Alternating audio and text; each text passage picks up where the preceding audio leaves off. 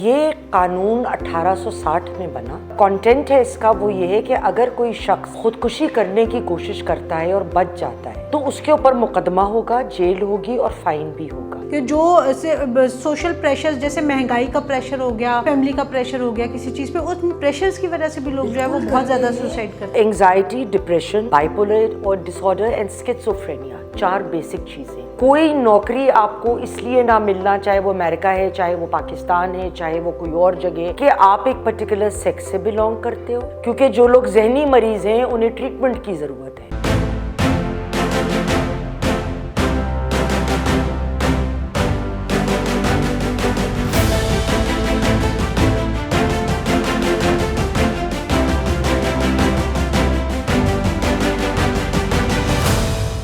السلام علیکم ناظرین، پروگرام یاسمین کی بیٹھک کے ساتھ میں ہوں آپ کی میزبان عفیفہ راؤ، اور میرے ساتھ موجود ہے میڈم یاسمین آفتاب علی صاحبہ. السلام علیکم میم. وعلیکم السلام عفیفہ.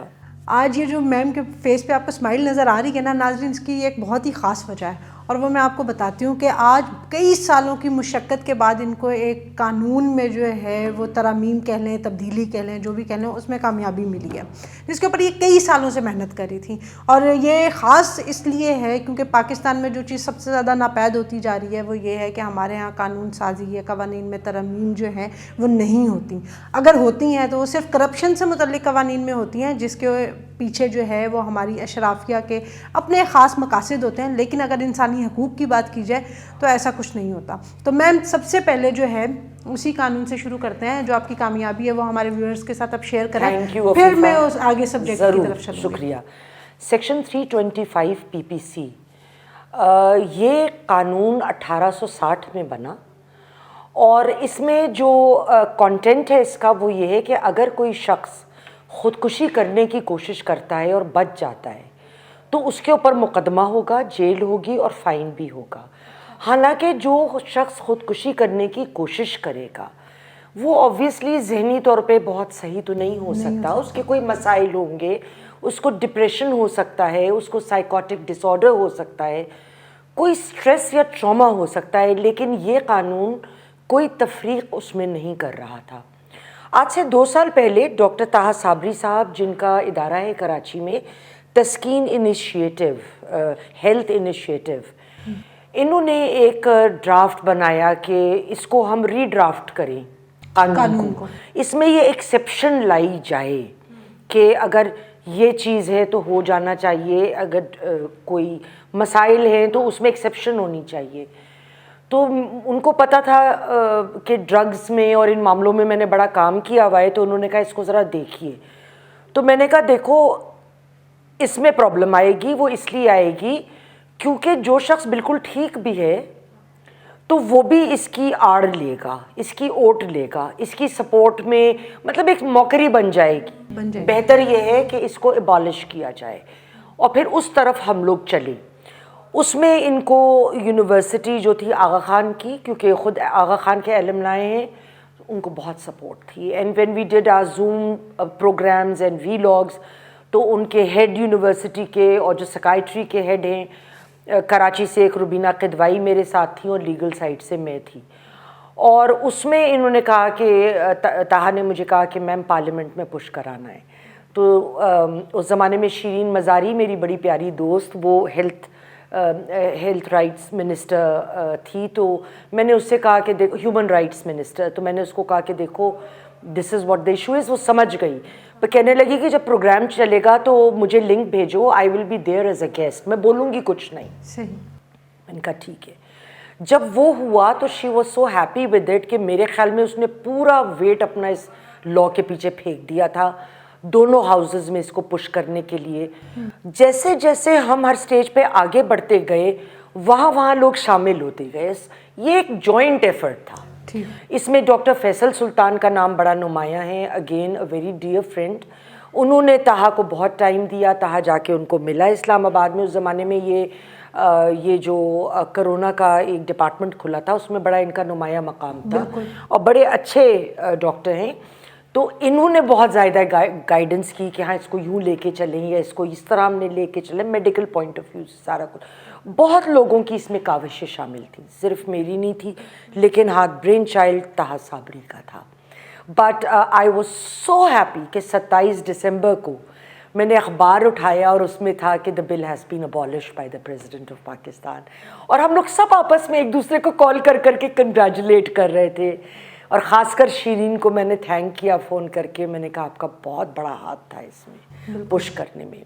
अब थोड़ी सी बात सुसाइडल फीलिंग्स के बारे में, ये तो एक चीज़ हो गई, लेकिन इसका ये मतलब नहीं है कि लोग आज भी सुसाइड नहीं कर रहे, उनको सुसाइडल फीलिंग्स नहीं हो रही, हो रहा है, ये सब हो रहा है। लोग खुदकुशियाँ, इवन एक तो होता है ना कि फीलिंग्स, हम कई केसेस ऐसे भी देखते हैं कि जो सोशल प्रेशर्स, जैसे महंगाई का प्रेशर हो गया, फैमिली का प्रेशर हो गया किसी चीज़ पे, उन प्रेशर्स की वजह से भी लोग बिल्कुल करते हैं। अच्छा, इसमें ना 4 बुनियादी वजूहात हैं। जो आप बात कर रही हैं वो भी, जैसे एंग्जाइटी में आ गया, उसकी वजह से डिप्रेशन हो गया, तो एंग्जाइटी, डिप्रेशन, बाइपोलर और डिसऑर्डर एंड स्किज़ोफ्रेनिया, 4 बेसिक चीज़ें। तो ये तो सारी वो चीज़ें हैं जिनका शायद कि ट्रीटमेंट होना चाहिए, बजाय ये कि इस पे ट्रीटमेंट आप सजा बिल्कुल दें। होना चाहिए।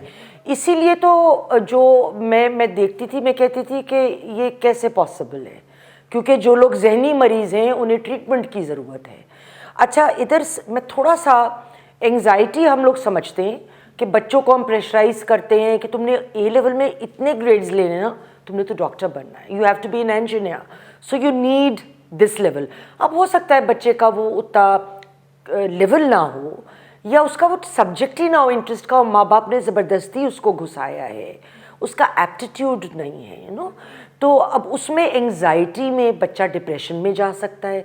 बाज़ दफ़ा हमने मेडिकल कॉलेजेस में एक ज़माने में बड़े अखबार में आते थे कि जी बच्चे ने ऊपर से किस मंजिल से छलांग कर और ख़ुदकुशी कर ली, and this was the reality, because they didn't know कि घर में मैं कैसे बताऊं कि मैं फेल हो गया, या ग्रेड अच्छे नहीं आए, या इस तरह की। डिप्रेशन भी हम समझते हैं, घर में कोई मियाँ बीवी की लड़ाई हो गई, कोई फाइनेंशियल इश्यूज़ हैं, 1000 मसाइल। अब स्किज़ोफ्रेनिया क्या है? स्किज़ोफ्रेनिया मुख्तलिफ लोगों को या तो अचानक भी हो सकता है, या it is built over a period of time. इसके जो असरात हैं या जो इसके साइंस हैं, और बेसिकली शायद इसके अटैक्स भी होते हैं जब ये बहुत फेयर कंडीशन में बहुत ज़्यादा, जो है, और इसमें मुख्तलिफ इसके हैं। अब ज़रूरी नहीं है कि एक शख्स को सारे इसके सिम्टम्स हों, लेकिन कम हो सकते हैं, कभी सारे हो सकते हैं, कभी दरमियाने हो सकते हैं। मिसाल के तौर पे जो स्किज़ोफ्रेनिक होगा, उसको इर्द गिर्द के माहौल से वो डिस्कनेक्टेड हो जाएगा, उसको किसी काम में दिलचस्पी नहीं होगी। अगर वो स्टूडेंट है, वो कोई काम कर रहा है, किसी चीज़ में इन्वॉल्व्ड है, he is going to lose interest, ही और शी, व्हाटएवर द केस में बी। इसके अलावा वो लोगों को अवॉइड करना शुरू हो जाते हैं, मिलना पसंद नहीं करते। तीसरी चीज़, हेल्यूसिनेशंस, उन्हें कुछ ऐसी आवाज़ें आने लगती हैं या दिखाई देने लगता है कि मेरे सामने फ़लाँ खड़ा है, फ़लाँ है, वो कोई नहीं होगा, मैं और आप भी वहीं होंगे, मगर उसके लिए वही रियलिटी है।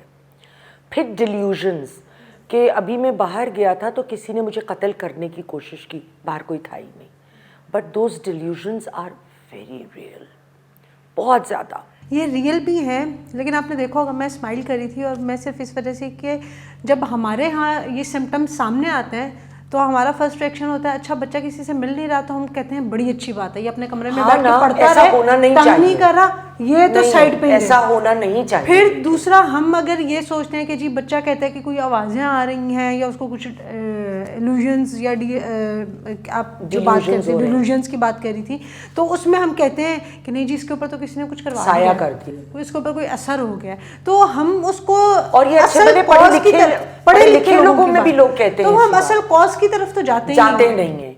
अच्छा, फिर उसके अलावा इसमें बाज़-औक़ात क्या होता है कि वो अपनी परवाह छोड़ देंगे, मतलब 3-3 दिन कपड़े नहीं बदल रहे हैं, 4-4 दिन कपड़े, दे आर नॉट बॉदर्ड।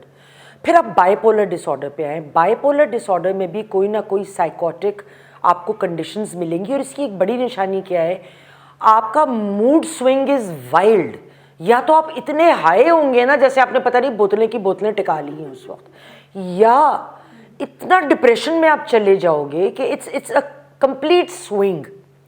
तो इस तरह की सिचुएशन में भी, जिसको हम बाइपोलर डिसऑर्डर बोलते हैं, तो डॉक्टर ये bipolar disorder, schizophrenia, even anxiety, depression, these are all things जो یہ تو خیر یہ تو سائیکیٹرسٹ دیتا ہے اسکیزوفرینیا اور بائیپولر کا، لیکن باقی چیزیں ہلکی پھلکی دوائی کے ساتھ اور سائیکولوجیکل سیشنز کے ساتھ بڑی حد تک ٹھیک ہو جاتی ہے. مطلب آپ کا کہنے کا مطلب یہ ہے کہ جیسے سوسائڈل اٹیکس کی یہ جو بیسک ریزنز ہیں ان کو یہ تھوڑی سی ایفرٹ کر کے ہم اس کو بہت زیادہ کم کر سکتے ہیں. لیکن اگر ہم اس کو صحیح طرح دیکھیں، اسے مینیج کریں.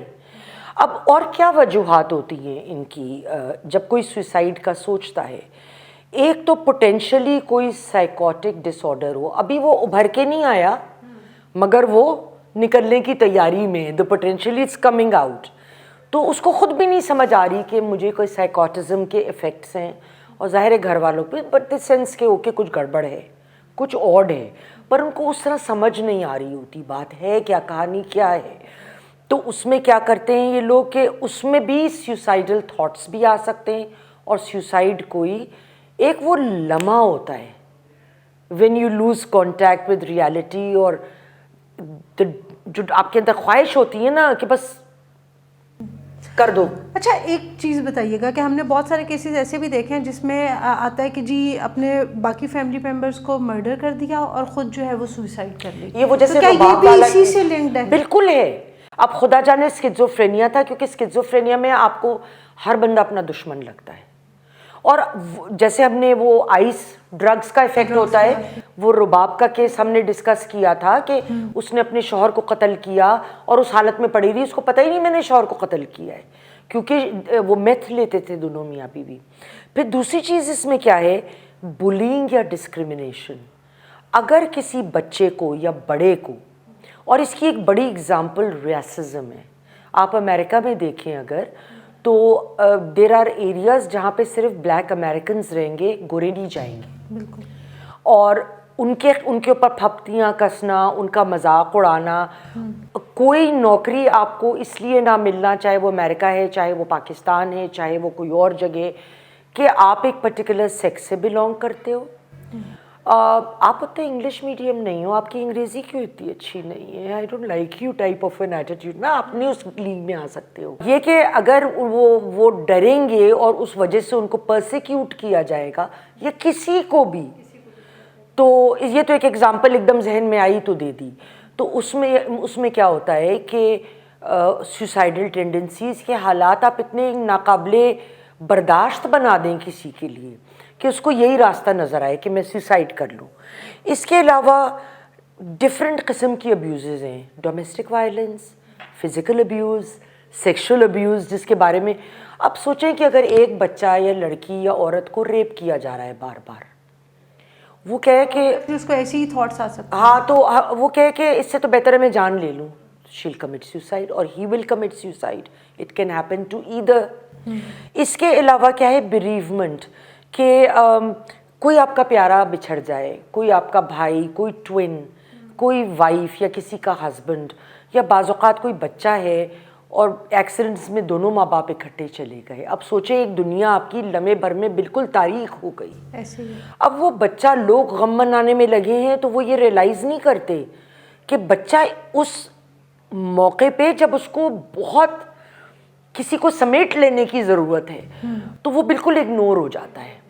اور اس وقت اس کے ذہن میں کیا ہو رہا ہوتا ہے، اس کا پرسنالٹی ڈس آرڈر کیا ہو رہا ہوتا ہے. پھر لانگ ٹرم فزیکل پین. آپ کو پتہ ہے امریکہ وغیرہ میں، یورپین ممالک میں ایک بہت لمبی بحث ہے کہ اگر کوئی مریض بہت بری طرح سفر کر رہا ہے تو کیا وہ اس کو ہم اس کی جان لینے میں ہیلپ کر سکتے ہیں. اچھا ایک چیز جو پاکستان میں خصوصاً اور باہر بھی بہت پاپولر ہے، وہ لو ہو جاتا ہے، عشق. ہاں، تو جو لو ہو جاتا ہے اور کامیاب نہ ہو تو بڑی پرابلم ہوتی ہے. آپ کو یاد ہے پچھلے پروگرام میں ریکارڈنگ شروع ہونے والی تھی، مجھے کال آ رہی تھی اور میں اریٹیٹ ہو گئی تھی اور میں نے بند کیا تھا. بالکل بالکل. تو میرا بڑا پیارا بچہ ہے جاوید، نام تھوڑا سا بدلا ہے. اس نے لو ہو گیا، یونیورسٹی میں تھا. اس بچی کی 14 سال کی عمر میں شادی کر دی گئی تھی. اچھا. اس کے 23 سال کی عمر تک 5 سال اور 6 سال کی بچیاں تھیں. اب وہ نارمل تو نہیں ہو سکتی. بیک گراؤنڈ ان کا انتہائی جاہل جپٹ سا. سوچیں جو 14 سال کی بچی کی شادی، کیا بیک گراؤنڈ ہوگا.